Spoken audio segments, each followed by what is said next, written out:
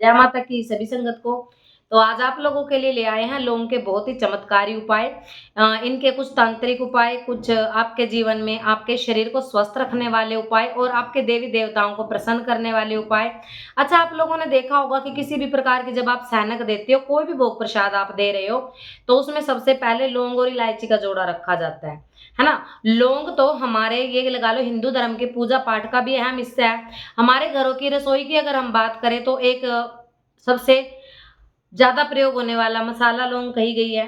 और अगर शरीर की बात करें तो शरीर में बहुत सारे ऐसे हमारे छोटी-छोटी दुःख समस्याएँ हैं जिन जो लौंग मात्र लौंग के सेवन से वो चीज़ें घटती हैं, कम होती हैं और हम छोटी-छोटी परेशानियों से बच जाते हैं।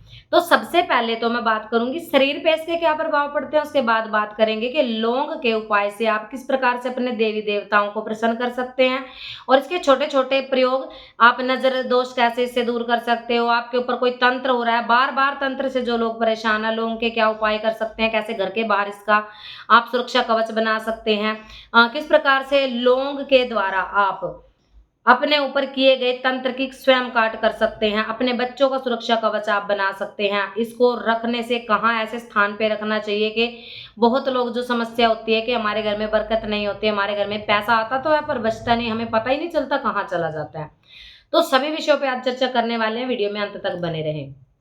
सबसे पहले शारीरिक प्रभाव की मैं बात करूँ, तो जिन लोगों को देखो मधुमेह की समस्या होती है, शुगर जिनको बढ़ता है, मधुमेह, शुगर, ब्लड शुगर लेवल को ये बहुत ज़्यादा कम करती है। सेवन कैसे करना है आपको? ये हमारे गुरुओं के द्वारा बताई गई, हमारे बड़े बुजुर्गों के द्वारा बताई गई छोटी-छोटी रेमेडीज़ हैं, छोटे-छोटे उपाय हैं, जो आपके जीवन में बहुत ही उत्तम कार्य करते हैं। आपको लौंग का पानी बना लेना है, इसको डेली पिएँ खाना खाने के बाद। सुबह, शाम, दोपहर तीनों समय भी ले सकते हैं, एक समय भी ले सकते हैं। डेली रूटीन अपने भोजन में एक जैसे आप चाय को पीते हो ना, चाय आपके लिए एक उत्तम पेय है, मतलब उसके बिना आप रह नहीं सकते हो चाय, कॉफ़ी, ऐसे ही आप लौंग को अपने जीवन में ऐड करिए।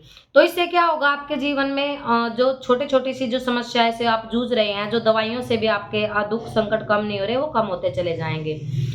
दूसरा इसका ये उपाय है, जिनको एसिडिटी बनती है, बहुत माता बहनों के मेरे पास कमेंट आते हैं, फ़ोन आते हैं, मैसेज आता है कि हमें कलेजे में बहुत ज़्यादा दर्द होता है और हमारे तो कलेजे में किसी ने मसानी बिठा दी है। मतलब उनको कई बार एसिडिटी के कारण कलेजे में दर्द बनता है, पर उनको लगता है मसानी या प्रेत बैठ गया मेरे कलेजे पे, तो मैं इसका क्या निवारण करूँ? आधी रात को दर्द हो जाए तो कहाँ जाएँगे आप?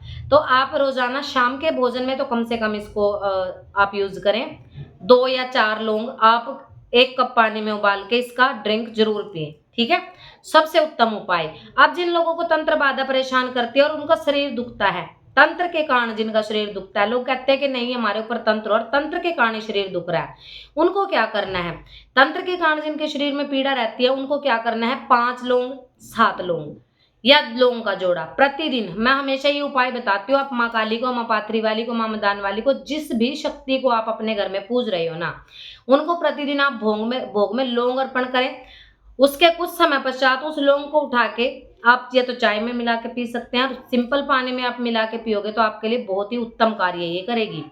तो लौंग का पानी जो भगवती को चढ़ाई गई लौंग है, उसके भोग का जो आप पानी पिएँगे, तो जो तंत्र बाधा है वो वैसे ही भाग जाएगी। कोई प्रेत अगर आपके कलेजे में बैठा होगा, आपके घुटनों में बैठ के आपको दर्द दे रहा है, समस्या दे रहा है, धीरे-धीरे वो आपके शरीर में से जगह छोड़ने लगेगा, क्योंकि उसके अंदर एक ऊर्जा आ जाती है। लौंग पहले से ही उत्तम गुणकारी मसाला है, एक उत्तम गुणकारी चीज़ है और भगवती के चरणों में चढ़ने के बाद तो वो एक प्रसाद हो जाता है, भगवती की शक्ति से संपन्न हो जाता है, क्योंकि वहाँ पर बैठ के आप बहुत ज़्यादा पूजा-पाठ करते हो, मंत्र जाप करते हो, भगवती माँ का स्मरण करते हो, माँ भगवती की ऊर्जा उसके अंदर समा जाती है।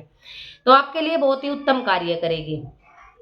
अब करती हूँ मैं बात छोटे-छोटे जो इसके टोटके होते हैं, छोटे-छोटे टोटके जिनको करके आप अपने दैनिक जीवन में अपनी समस्याओं से छुटकारा पा सकते हो। तो टोटके क्या करने हैं आपको? सबसे पहले मैं करूँगी घर के बंधन के लिए, जिन लोगों को ये लगता है कि हम गुरुमुख नहीं है, हमारे पास कोई ऐसी विद्या नहीं, कोई ऐसा मंत्र नहीं कि हम अपने घर का मुख्य द्वार का बंधन कर सकें। तो आप लोगों को करना क्या है? आप लौंग ले लें और अगर आप कोई मंत्र करते हैं, कवच करते हैं, नहीं भी करते हैं तो आपको माँ काली कवच पढ़ना है। माँ काली कवच से आप अपने घर की जो उसको जितने लौंग है 21 लौंग ले सकते हैं, 11 लौंग ले सकते हैं, 31 लौंग ले सकते हैं अपने सामर्थ्य अनुसार। 11 से कम मत लें, 11 से ऊपर ही आपको संख्या रखनी है।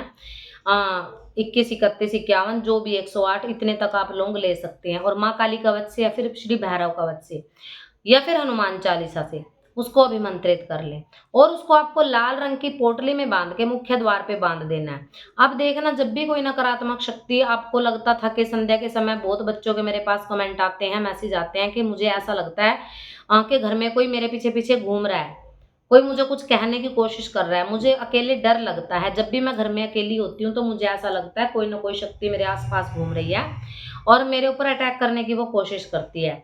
तो इससे क्या होगा, सुरक्षा कवच बनेगा। अब आपको 11 लौंग ले लेनी है। दूसरा उपाय मैं बता रही हूँ, 11 लौंग लें और माँ के चरणों में उसको चढ़ा दें। उन 11 लौंग में से आपको प्रतिदिन 2 लौंग का जोड़ा लेना है और कपूर पे रख सकते हो या फिर कंडे की अग्नि पे रख सकते हो। अपने पूरे घर में धूनी दें। लौंग की धूनी देने से क्या होगा, आपके देवी देवता तो प्रसन्न होंगे ही होंगे, नकारात्मक ऊर्जा भी घर छोड़ के भाग जाएगी।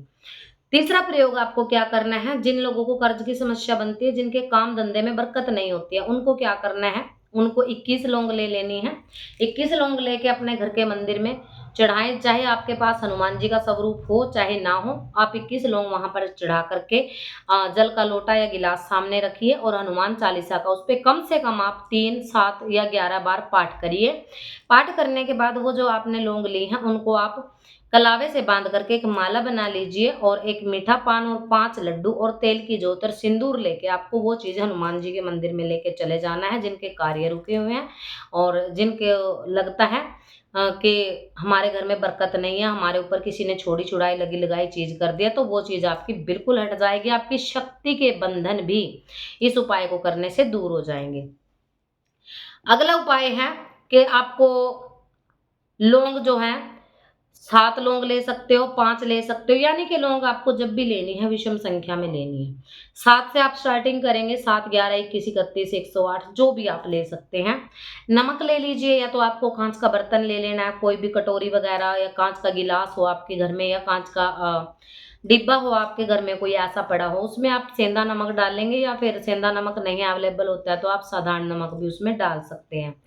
नमक डालने के बाद आप उसमें वो लौंग रख दें, 7, 11, 21 जितनी भी हैं, उसको घर में ऐसे स्थान पे रखें जहां बाहर से आने वाले कोई भी व्यक्ति की उसके ऊपर दृष्टि पड़ती हो, क्योंकि बुरी नज़र, हाय बददुआ जो होती है वो भी कहीं ना कहीं हमारे घर को, परिवार को नकारात्मक ऊर्जा दे देती है। कई लोगों के साथ वैसे ही गंदी शक्तियां लगी होती हैं। जैसे हम साधकों को हमेशा कहते हैं कि आप लोगों को साधना पूजा के समय किसी के घर नहीं जाना होता।